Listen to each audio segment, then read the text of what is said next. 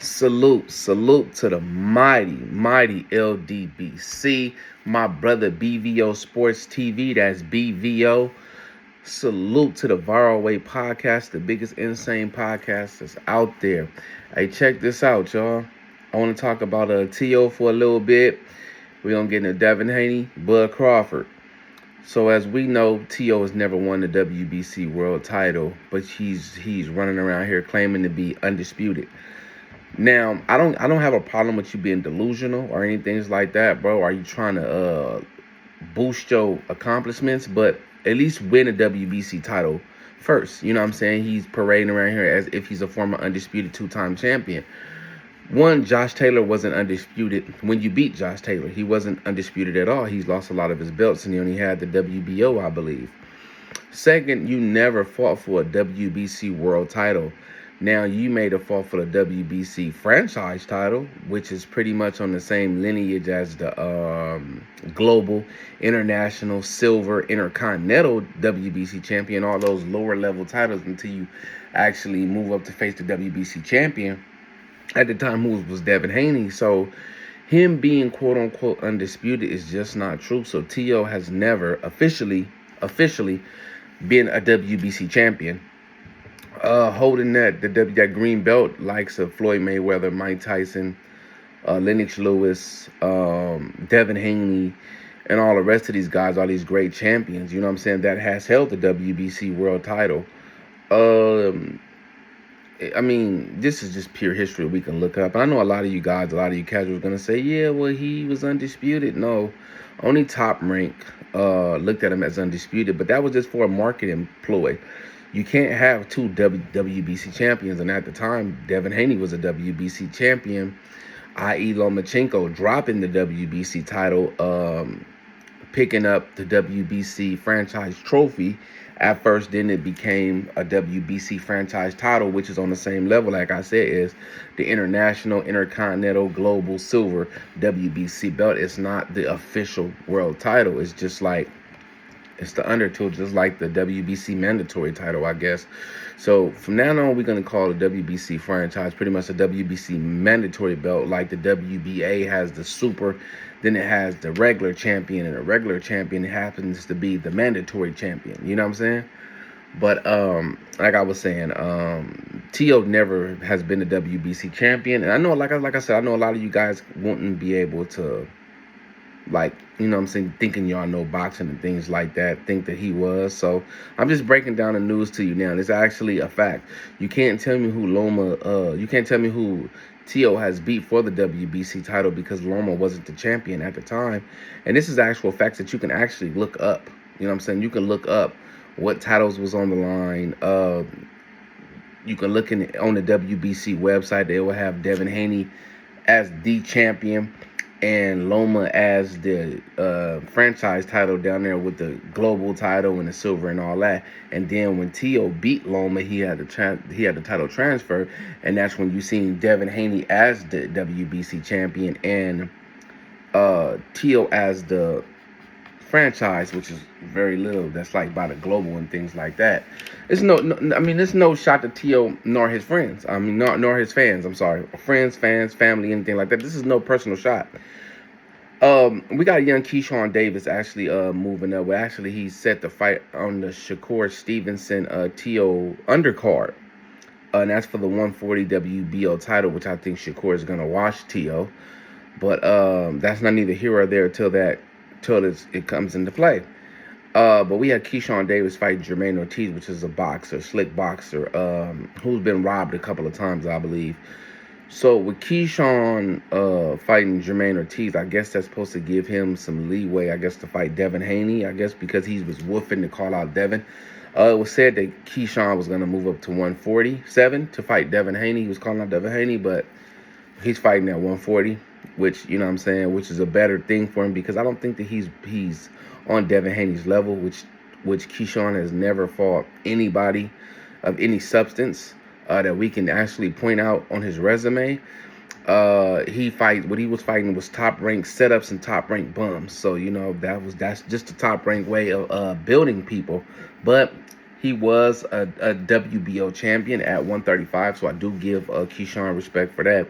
But to say you're going to move up and fight Devin Haney is insanity at its best. And you admitted before that you wasn't ready to fight Devin Haney. You were just using his name for cloud chasing. What you doing now? You know what I'm saying? But I believe if you did get in the ring with Devin either knock you out or he just will wash you 12-0.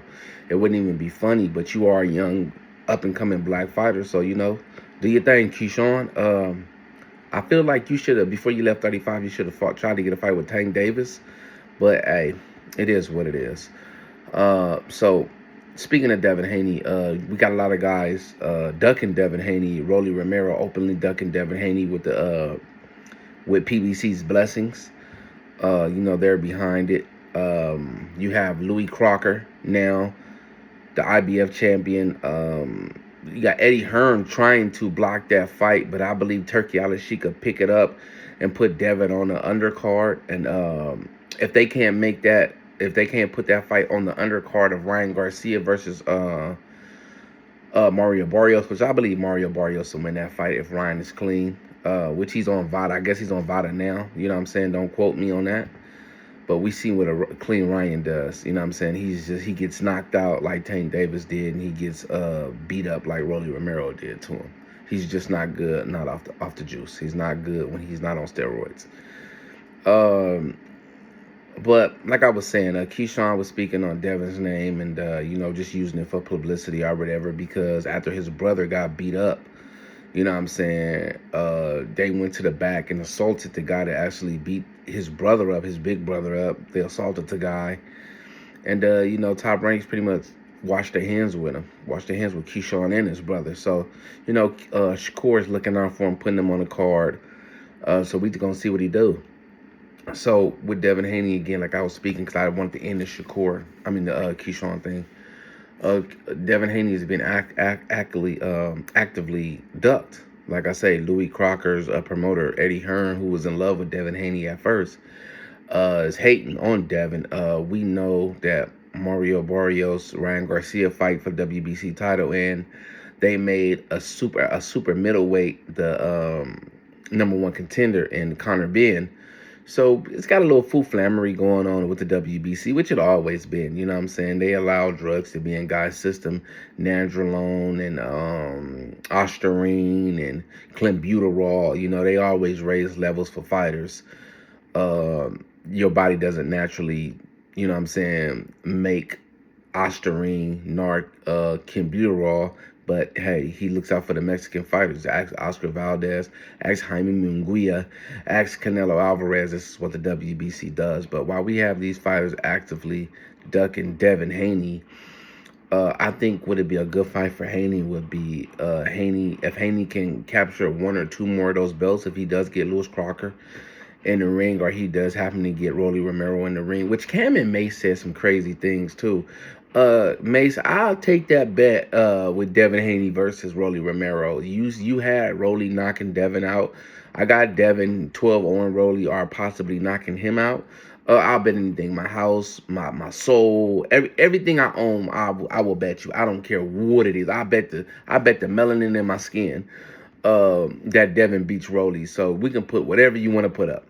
And now the guy goes out to Cameron and Mace, because you niggas don't know shit about boxing.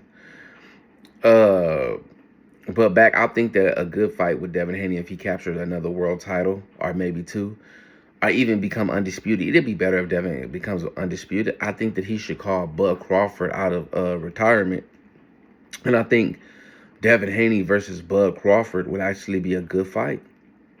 I think Devin beats Bud, because Devin has a different dimensions that Bud hasn't dealt with. And I think that would be the closest thing that you would get to Mayweather versus Bud Crawford, because now you're seeing the arguments out there. Oh, could Bud beat Floyd, or can Floyd beat Bud? Can Mayweather beat Bud?